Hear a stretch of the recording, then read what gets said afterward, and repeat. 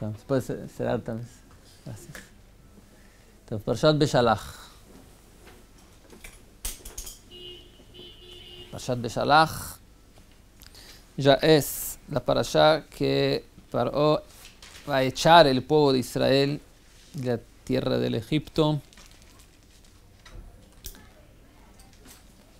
Es una obligación para mí, que crecí muy cerca de la Hasidut de Chabad también, hablar un poco de hoy, que es un día especial. Tenemos Hasidut de Chabad, que es el Yuhartzeit. ¿Qué es Yuhartzeit? Yuhartzeit es una palabra en Yiddish que se usa el día del fallecimiento de, no el Rebbe último, de su suegro anterior. En la Hasidut de Chabad tuvimos 7 Rebbeim, 7 Admorim, como se llama. Admor es abreviación en hebreo. Quiere decir Adoneinu, Moreinu, Verabeinu. Nuestro jefe, nuestro rabino. En hebreo es muchas abreviaciones. Que va a aprender Urpan acá. En Atzavá también, o ejército acá, todo abreviado. Se habla todo abreviaciones. Entonces hay que aprender. Aprendiendo en hebreo, por ejemplo, una persona que está cerca de su casa, cuando está sirviendo el ejército cerca de su casa, se lo llaman Kalabnik. Kalabnik quiere decir Karov Labait, cerca de su casa. Kalab, Karov de su casa. Entonces, decir Kalabnik es un cerquista de casa, algo así se puede decir. ¿Okay? Entonces, hay muchas abreviaciones. Y el Admor anterior, entonces, se llamaba Rav Yosef Yitzhak, que fue el suegro de nuestro rabino. Falleció este día, el día de 10 de Shvat. Es uno sabio importante que falleció hoy, el día 10 de Shvat. Y hay también un grande rabino que falleció en este día, que era el Rashash, Rabbi Shalom Sharabi, que fue un grande cabalista de Teimán, de Yemanita, que subió y solía para Israel. Y él tenía una yeshiva, fue Rosh Yeshiva de la yeshiva de los Mekubalim, de Kabbalah, en la ciudad de Vieja, una yeshiva que se llama Beit El. Es una yeshiva en la ciudad de Vieja que fue durante muchos años, hasta 6 años atrás, una yeshiva muy importante de Kabbalah, de estudio de Kabbalah. Así que los dos se juntan entonces a nuestro asunto acá un poco que se habla hoy.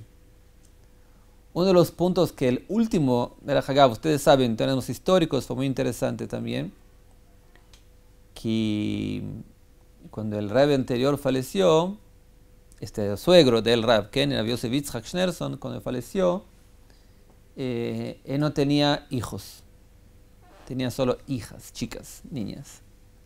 Entonces, al principio es costumbre que, obviamente, si tiene nivel, el marido de una de las hijas, ¿cómo se dice? El yerno. El yerno de una de las hijas puede ser el próximo Admor, el próximo Rebbe de la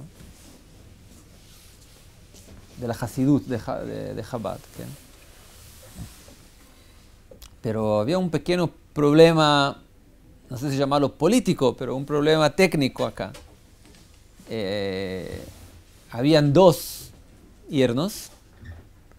Un yerno estaba casado con la chica más anciana y él se llamaba Gur Aryeh, Rav Gur Aryeh, el más viejo.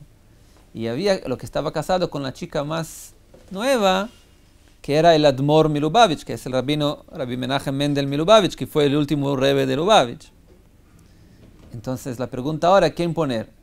Al principio, ¿quién está casado con la más anciana o con la más nueva?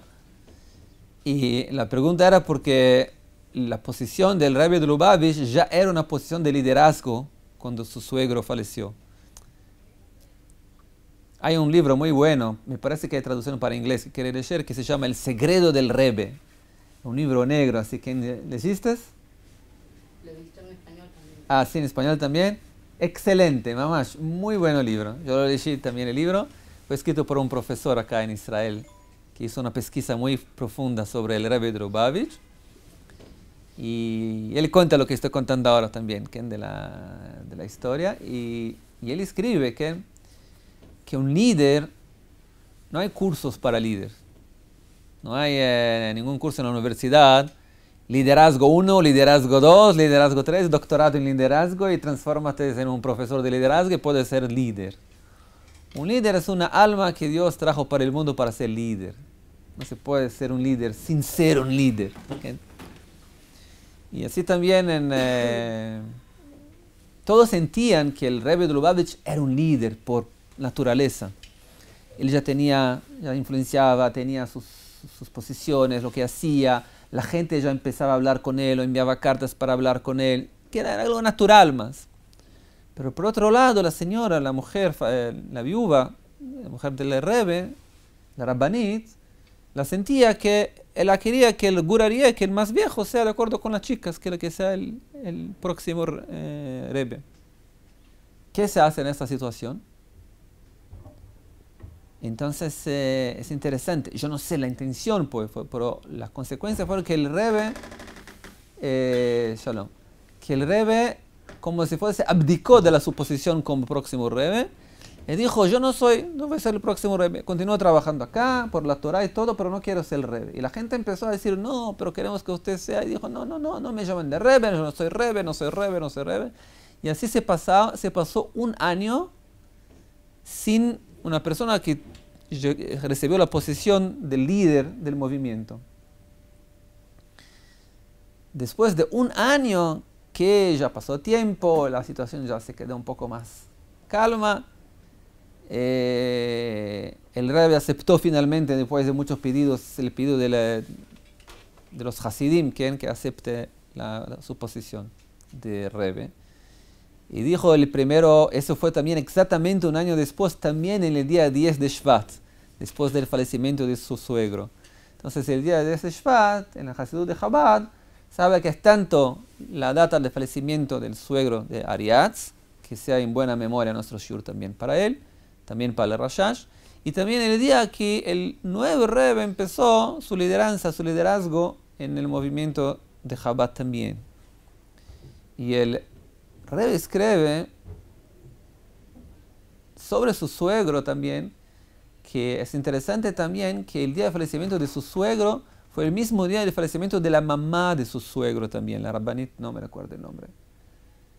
Y él dice que hay una conexión con eso también, que su suegro tenía un grande valor frente a las mujeres del pueblo de Israel, o frente a las mujeres que trabajan a Dios también, y no solo a los hombres, que siempre hay la presión. Vivimos en un mundo feminista, que siempre hay presiones. ¿Quién tiene la mejor posición? ¿Quién trabaja a Dios? Y hoy en día hay movimientos feministas también de mujeres que quieren saber también tefilot y sinagogas, y leer la Torah, y estudiar Gemara, y todo también. Hoy en día hay mucho feminismo. Y el Rebbe escribe que hay una conexión espiritual también en la fecha del fallecimiento, que falleció tanto él como su mamá, como quien presentando a vez la armonía que el Rebbe anterior sabía poner entre las funciones de cada uno también, las funciones del hombre, las funciones de la mujer, y mostrando también cómo esos dos, en la verdad, crían una figura ideal de un judío que solo completa cuando hay esas dos fuerzas, las fuerzas de la mujer y las fuerzas del hombre. En la verdad es interesante que en el miércoles que estamos hoy, es el día que también Dios puso en el cielo el sol y la luna. ¿Estoy cierto? Así me parece, ¿no? El cuarto día, podemos verificar, yo no me recuerdo toda la Torah al P, pero está escrito Vayomer Elohim yeim meorot birki hashamayim leavdil ben hayom uben halayla, que estén los dos luces en el cielo para separar entre el día y el de la noche, y que sean luces en el cielo. Y Dios hizo las dos grandes luces. La luz grande para el día, para iluminar el día, la luz flaca, pequeña, para iluminar la noche y también las estrellas. Y termina, Vayere Vayivoker Yom Revi. Y así se pasó el cuarto día. Entonces, Yom Revi quiere decir el día que Dios puso esas dos luces, la luz del sol, la luz de la luna. ¿Quién es la luna? ¿Quién es la fuerza más fuerte, más grande? Es interesante, porque acá está escrito que Dios creó las dos Ameorot Agdolim, las dos luces grandes. Y después continúa en el mismo versículo y dice, la luz grande para el día, la luz flaca y pequeña para la noche. Pero dijiste que son dos luces grandes, ¿no? ¿Por qué lo llaman en el comienzo del versículo grandes? Y después se para y dice que había la grande y la pequeña. Una pregunta que se... Y Rashi trae acá un midrash interesante.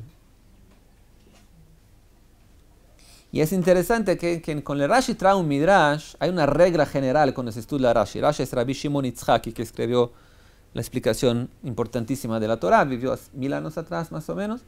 Y cuando Rashi intenta explicar los psukim, los versículos de la manera más simple en términos sintáticos, que entender la historia, sin entrar en midrashim, en historias, en agadot, en lendas, etc. Pero se nos puede explicar, la manera más simple es, él sube un nivel y explica de una manera más profunda el pasuk.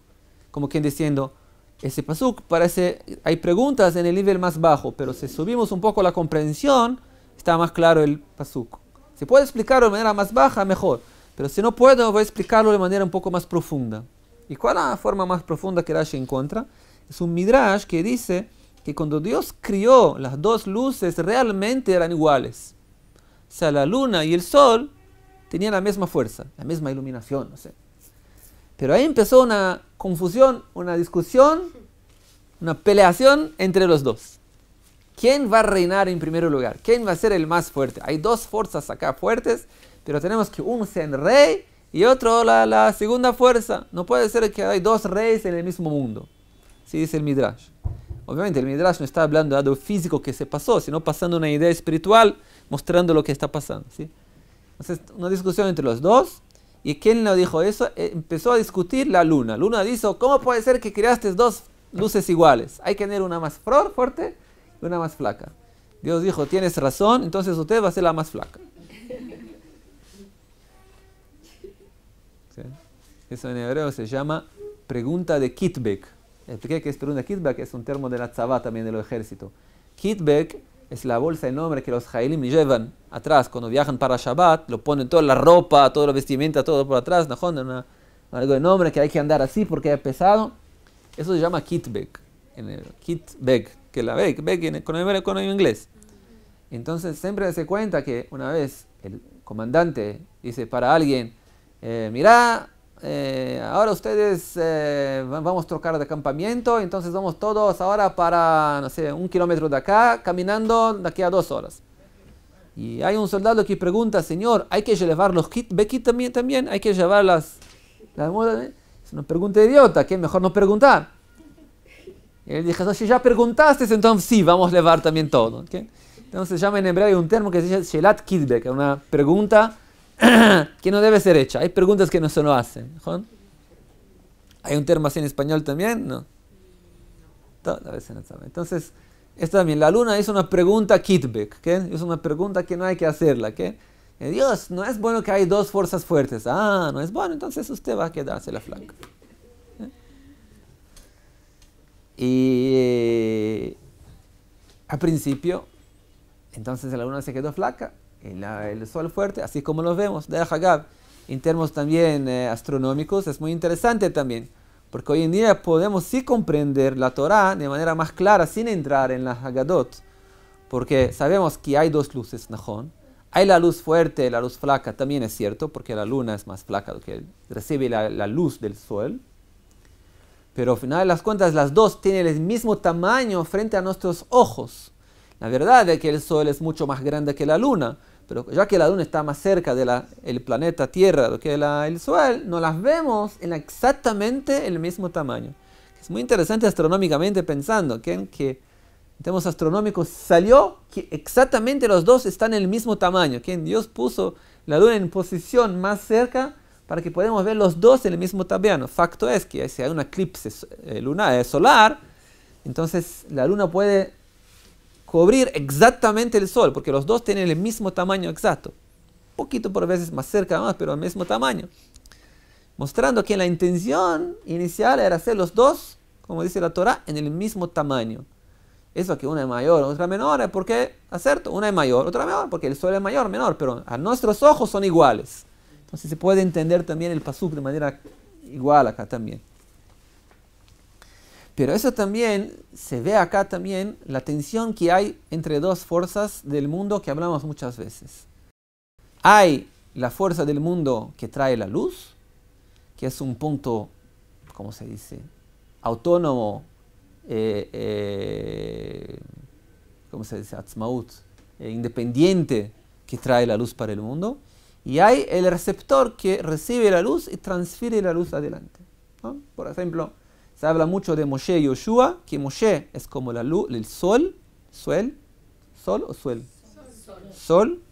Y Yoshua es como la luna, porque todo que Yoshua recibía de Moshe Rabbeinu. ¿Sí? ¿Quién es más grande entonces, Moshe o Yoshua? Es una pregunta que no hay que ser preguntando. Depende de qué época estamos hablando. Para la época de lo desierto, Moshe es el líder que necesitamos. Para la época de la entrada en la tierra de Israel, Yoshua es el líder que necesitamos. O sea, en la Torah no hay una pregunta siempre, ¿quién es mejor? ¿Quién es más grande? ¿Quién es más importante? La pregunta es, ¿quién puede hacer la tarea mejor hecha en un momento determinado? ¿Ah? Y eso también se refiere muchas veces también a la tarea de la mujer y del hombre en el mundo también. Hay los hombres, hay las mujeres, hay tareas distintas. Y la pregunta, ¿pero quién es más importante? No hay más importante. Hay el sol, hay la luna. Por veces necesitamos del sol, por veces necesitamos de la luna. La luna tiene una fuerza muy grande porque tiene la fuerza de iluminar a la noche. Cuando no hay el sol, está todo escuridón, la luna se percibe, es mucho más se siente la sensación que con una luna llena. Hoy en día ya tenemos la electricidad, pero aquel tiempo que no había todavía electricidad, entonces la luna es algo muy importante. Que en una noche de luna llena es una noche no para pasear, para hablar, para salir para fuera de casa, no, es una noche que es especial, que hay ahora luz, se puede hacer lo que queremos, hacer paseos, etc. Por eso el sol y la luna en la verdad tienen que ser una fuerza de unión entre los dos, ser una sola fuerza. La luna no comprendió eso en el comienzo tal vez, pero la idea inicial era que las dos sean luces fuertes que pueden influenciar el mundo. ¿Okay?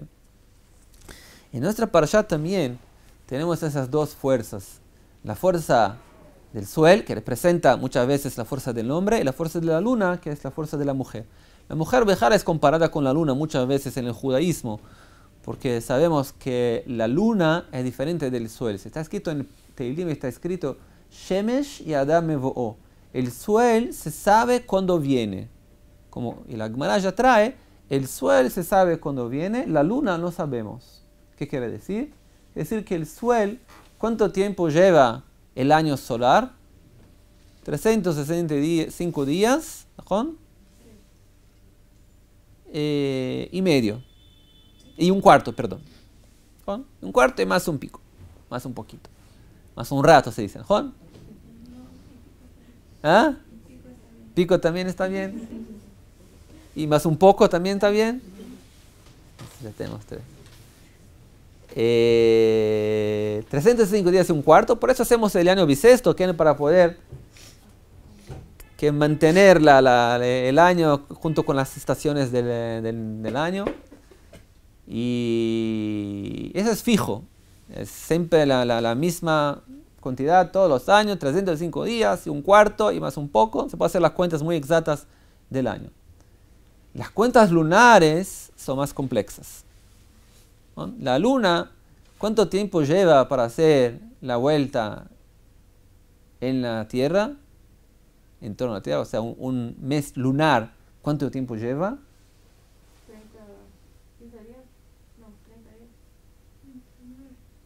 Ahora se cambia, se varía, me parece, de los 28 hasta los 32, algo así. Y cada mes hay que hacer cuentas muy complexas para saber cuándo va a ser el Rosh Hodesh. ¿Qué es Rosh Hodesh? El primer día del mes. El primer día del mes es el día que la luna empieza un poquito a aparecer. O sea, está, el sol está acá, la luna está por atrás, la tierra, el sol está acá, iluminando la luna. Y ahí no podemos ver la luna Bijlal, hasta que la luna empieza un poquito a moverse, y ahí se puede mirarla. Ese es el momento de los Jodesh, en el primer día de los Jodesh. ¿Cuándo va a ser los Jodesh? Es muy complejo, hay que hacer cuentas muy complicadas. Hay el Jot, la ley del Rambam Maimónides, que habla mucho sobre todas las cuentas astronómicas. Llevó mucho tiempo para que la ciencia moderna pueda hacer cuentas exactas de cuándo es exactamente la media de los días. Al final las cuentas se llega a más o menos 29 días en medio. Hay unas cuentas. La Gemara trae las cuentas exactas, por eso, de acuerdo con eso, hicieron el calendario fijo del pueblo judío, que mantiene las estaciones del tiempo desde el 1500 años atrás, cuando lo hicieron, 2000 años atrás, cuando hicieron las cuentas, hasta hoy, sin necesidad de hacer cambios en el calendario como lo hicieron en el calendario juliano, etcétera, etcétera. Entonces es interesante que hay una diferencia entonces. El sol es fijo, la luna cambian, es imprevisible. ¿No? Me parece que eso también tiene que ver con hombres y mujeres, ¿no? También. Por eso te reíste. Una música de Brasil que es mulher de fase, ¿no? Es para quien de mi edad, tal vez. Que digo que la mujer como la luna siempre se cambia en el calendario, no es fixa. Ajá. El hombre es fixo. La mujer, tanto en términos sentimentales, que tiene sensaciones, y también, como también físicamente, también la mujer se cambia, se renova todo el mes más una vez. Hay un ciclo también, incluso en las halajot de pureza también hay ley de mujeres que tenían costumbre de su ciclo menstrual también ser fijo una vez por mes exactamente en el mismo día hebreo. ¿De acuerdo? Las mujeres sabían las cuentas del calendario también, el cuerpo de la mujer se ve las cuentas del calendario judío para saber exactamente el mismo día. Así que algo también muy cerca también en esta idea también. Algo muy fijo, muy fijo en el hombre, muy estable, y la mujer algo que se cambia todo el tiempo, no es fijo también. Interesante también que el pueblo de Israel también es comparado con la luna. ¿Por qué? Porque el pueblo de Israel también no es fijo también, se cambia todo el tiempo. No es estable. No es estable tanto en las condiciones también psicológicas que él está, como está escrito, el pueblo judío puede subir hasta el cielo, cuando baja lamentablemente baja muy bajo también, pero como también el comportamiento de los milagros que pasa con el pueblo también se puede ser fuera de las leyes físicas del mundo también. O sea, si todos los pueblos son comparados como el suelo, que hay leyes y reglas de la naturaleza, cómo se comporta el mundo, el pueblo judío tiene una capacidad mayor que los otros pueblos de poder que su comportamiento sea arriba, acima del normal, algo paranormal, algo sobrenatural. ¿Bien? Y eso que vemos en la parashá, la salida del pueblo de Israel de Egipto, es todo sobrenatural. Todas las leyes de naturaleza se quebraron, el pueblo de Israel sale del Egipto con fuerzas sobrenaturales.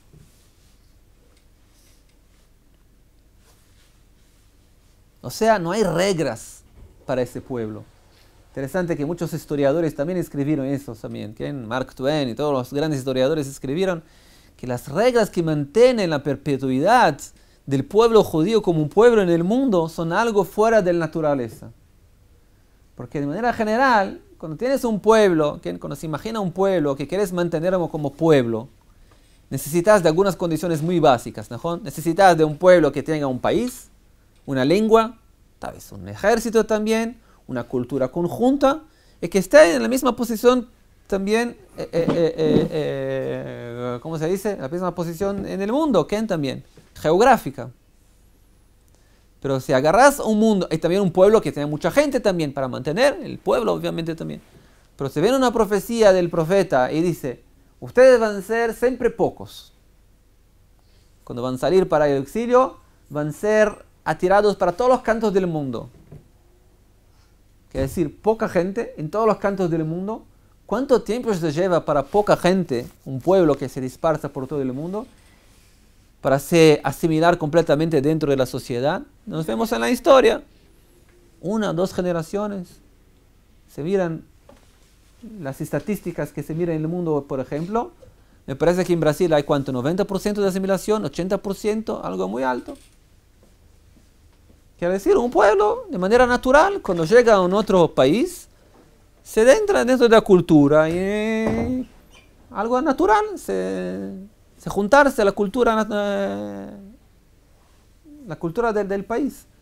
El pueblo judío se queda 2000 años y se mantiene como un pueblo todavía, rezando para volver para la tierra de Israel. Hay asimilación, pero hay todavía una gran parte del pueblo que se mantiene. ¿Por qué? Se puede decir por el antisemitismo, pero el propio antisemitismo también es algo fuera del natural, sobrenatural también. Porque a los judíos odiaron en toda la historia por todos los motivos más, ¿cómo se dice?, antagónicos, más contrarios posibles. ¿Okay?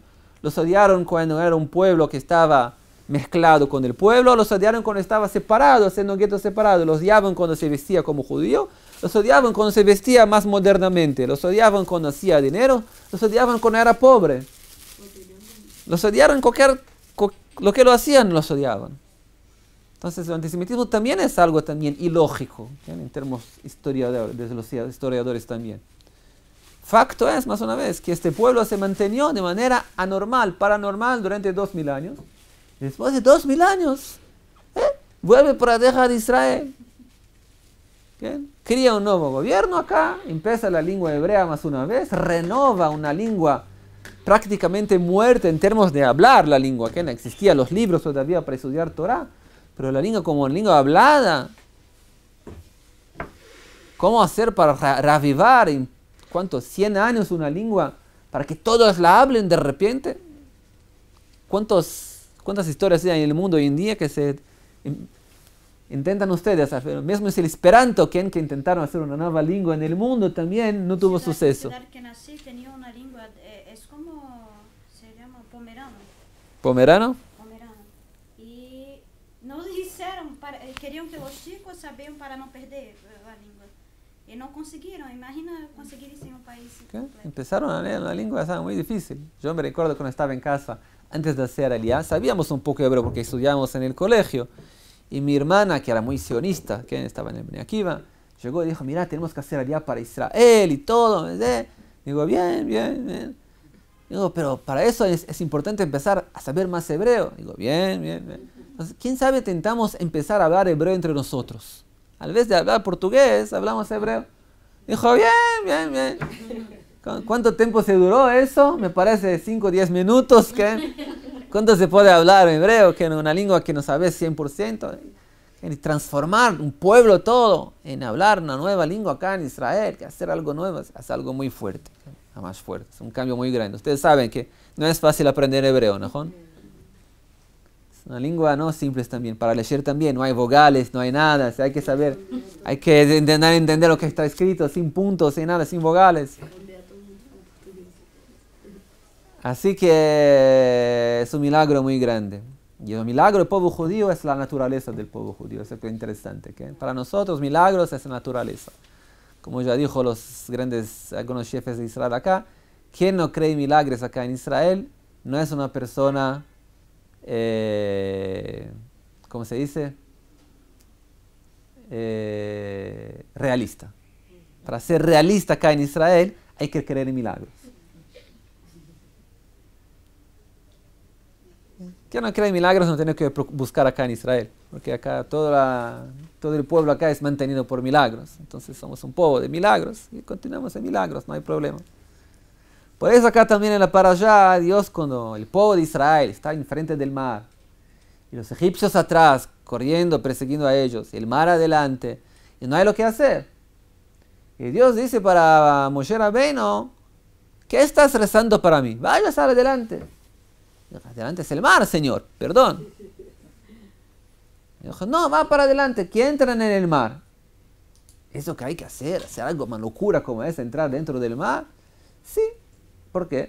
Porque si ustedes creen en Dios, entonces las locuras son la naturaleza de ustedes. Pero trae Rav Nebenzahl una, ¿cómo se dice? Una explicación muy detallada de cómo poder por veces actuar con milagros, pero por otro lado le dice la Gemara que no se puede basearse en milagros en tu vida. Entonces le pregunta, no comprende entonces, vemos muchas veces en el Tanaj que la gente sí se baseó en milagros.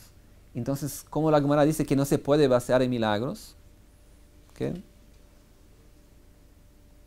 Entonces se dice que hay algunas diferencias en varios puntos. En primer lugar, si un profeta que fue probado como profeta, como Moshe Rabbeinu acá, que ya probó que es un profeta de Dios, dice para el pueblo, mira, en nombre de Dios, adelante.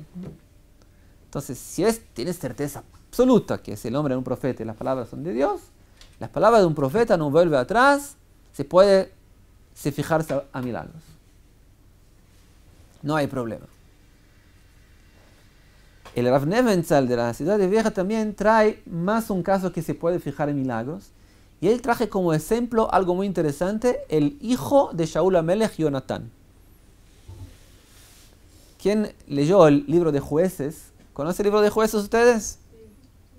¿Quién no conoce? Hay una serie de clases que yo di en Mejón Meir, de todo el libro de Jueces, Shmuel Aleph, Shmuel 2, Reyes 1, Reyes 2, hasta el final de Reyes.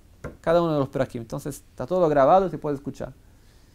Y allá, en el medio de la guerra con los filisteos. Filisteos en hebreo se dice Plishtim. ¿De dónde viene la palabra Plishtim? Acá palestinos. Palestina viene la palabra Pelishtim, que son filisteos. ¿Bien? La base de la palabra en hebreo, que mucha gente no sabe, es que Plishtim viene de la palabra Plishá, en hebreo, que quiere decir invasores. Porque los Plishtim, en la verdad, no vivían acá en Israel, llegaron de Europa para el Mediterráneo, en términos históricos, intentaron en el comienzo probablemente hacer una guerra contra los egipcios, pero los egipcios eran un pueblo muy fuerte, no vencieron la guerra, entonces fueron al final de las cuentas en el sur del país, de Israel, en la falla del mar, donde están en Ashdod, Ashkelon, toda aquella región, y allá se quedaron como Plishtim. Entonces, cuando alguien se llama a sí mismo y dice, yo soy palestino, es casi como que yo soy un invasor. Pero es en términos semánticos, que sepan. No entro en política, solo digo que las palabras son muy mal usadas. La palabra palestino es una palabra muy mala para la tierra de Israel. ¿Okay? Hasta Canaán tal vez sea mejor do que palestino. Pero tenían que inventar una palabra para no decir Israel. Porque Israel pertenece a los judíos, entonces no es Israel, es Palestina. Bien, Palestina. Cuando estaban acá los palestinos tenían una fuerza muy grande.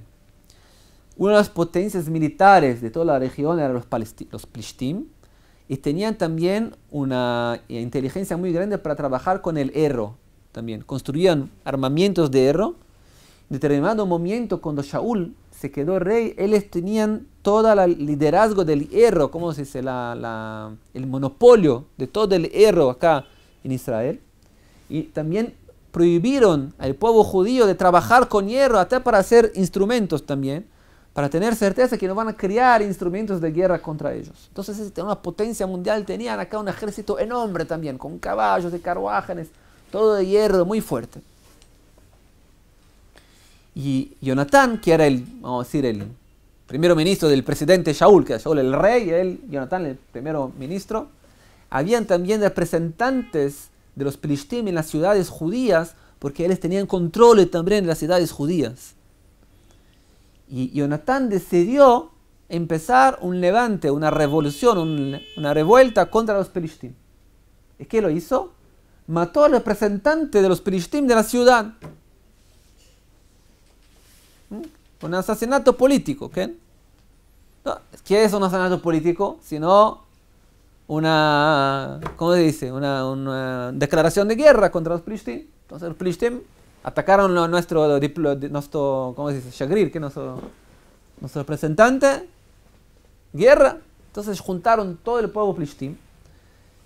El Tanaj dice que se juntaron la cantidad de la tierra del Poca, o sea, con tantos ejércitos habían allá. Muy fuerte. Los judíos no tenían armamentos, no tenían espadas, no tenían nada para luchar contra. Está escrito que el pueblo empezó a escapar de Israel para la parte oriental del Jordán, fuera de Israel, fugir del país. Asilo político en Jordania procuraron. Otra parte empezaron a esconderse en buracos, bajo de la tierra, ¿cómo se dice? Abrigos subterráneos también. Tal era el miedo que tenían de los Plishtim. Pero Shaul es el rey, tenía que juntar el ejército. Y juntó. Había poca gente que se quedó para el ejército.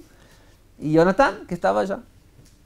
Y se trae la Torá allá, que Jonatán mira para el ayudante que estaba al lado de él, y lo dice, no sé cómo se llamaba, no está escrito el nombre, pero vamos a decir, Moshe, decime, ¿qué te parece la idea que bajamos para el acampamento filisteo para mirar lo que se pasa por allá? ¿Qué se podía imaginar del ayudante que se mira en esa situación de tanto miedo en la tierra de Israel? Que el primer ministro, Ken, del ejército, dice, ¿qué vamos ahora a entrar en la falla de Gaza para mirar lo que se pasa allá con Hamas, con está pasando con el... ¿Qué te parece la idea? Que una locura. Completa. No responsable también, porque tienes responsabilidad, sos el comandante. Si lo agarra el comandante, terminó la guerra. Y el ayudante dice, mira, lo que dice tu corazón lo hago con usted. ¿No? Bajaron entonces para el campamento. Llegan, pierden el primer grupo de soldados que están allá, entre los mares de soldados que habían allá. Y él mira para el ayudante y dice, mira, nosotros vamos ahora a levantarnos ya por de las piedras y se presentamos frente a los soldados filisteos. Y hacemos un señal para Dios. Si los soldados Plishtim van a decir, te quedan allá, que vamos a atacar a ustedes, el señal de Dios que tenemos que escapar de acá porque Dios nos va a entregar ellos a nosotros. Pero si ellos van a decir, son judíos, vengan judíos, que te mostramos lo que podemos hacer con ustedes. Es un señal que Dios nos entregó a ellos y podemos atacar. ¿No? Dice el ayudante, ¡qué buena idea! Tranquilo. ¿No? Bajan para adentro, salen de las rojas allá, presentan, y los Plishtim está escrito, mira, hay judíos saliendo de las rojas allá. Así la palabra del Tanaj, ¿eh? Y dicen, ven a judíos, vengan, vamos a ver lo que mostramos a ustedes, lo que vamos a hacer con ustedes. ¿Quién? Dice Jonatán para el ayudante, ya, tranquilo ahora, vengas. ¿Quién? Salen de allá y empiezan, atacaron. Me parece que en el primer ataque de Jonatán con su ayudante mataron allá unos 20-30 de una vez.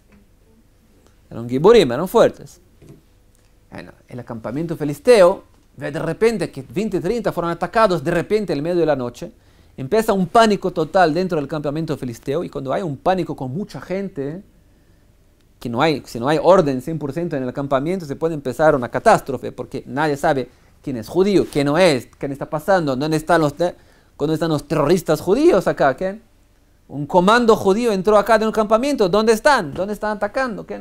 Empezaron entonces una lucha, uno empezó a matar al otro, una bagunza total allá en el campamento. Mientras tanto, Jonatán y el ayudante se quedan al lado, solo aguardando la bagunza toda. Shaul, que está por arriba de la montaña, mira abajo, y uno de los ayudantes que está, no tenía binóculos todavía, pero está mirando, nos dice, Shaul, hay una bagunza allá en el campamento filisteo, no sé lo que está pasando, pero yo veo solo arena se subiendo allá. ¿Sí? Y Shaul, que probablemente conocía a su hijo, dije, decime, ¿dónde está Jonatán? No está acá, y su ayudante también no. Dijo, me parece que es el momento de atacar el campamento filisteo. Arriba, atrás de mí, atacaron el campamento filisteo, una grande victoria para el pueblo de Israel, y así vencieron en la guerra contra los campamentos filisteos. Pregunta el hijo del Nachmanides, ¿qué locura que lo pasó en la cabeza de Jonatán de hacer una locura tan grande? No es un profeta. ¿Cómo puede ser un suicidio tan grande frente a los filisteos? Y él dice, no. Acá dice Rav Nebenzahl, trae también como prueba de eso, y dice, hablamos de un profeta, pero hay por veces que la propia persona siente un ruach de Dios, una conexión con Dios muy fuerte, una gvurá, que era un orgullo, una creencia, una fe tan grande que no tiene dudas sobre lo que tiene que ser hecho. Cuando la persona tiene esa sensación, ya no hay preguntas también. No es que tenía una pregunta, ¿puedo confiar en Dios o no? Fue algo que salió de dentro de él tan fuerte que no había dudas. Una persona que se comporta así, no hay preguntas sobre él, porque es una persona que hace la acción directamente con la conexión con Dios.